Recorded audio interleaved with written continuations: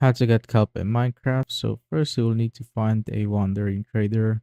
So let's say you don't want to go to an ocean and find some kelp. What you can do is just simply find a wandering trader and right click on him to open up the trades. And now you can get some kelp for 3 emeralds. And just like that, you now have some kelp. And once you find a wandering trader, what you can do is give them a name tag so that they won't be gone from your world. So open up your anvil, place a name tag, and just simply name it wandering trader, just like that.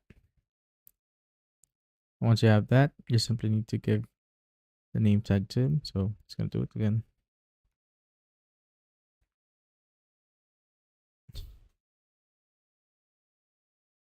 And just give it to him by right clicking on it. And now the trader will not despawn from the world. Basically, you only need one kelp since when you put it here on the ocean and give it some bone meal, it will just basically grow up fast just like that. And now you will have unlimited supplies of kelp. That's how you basically get kelp in Minecraft.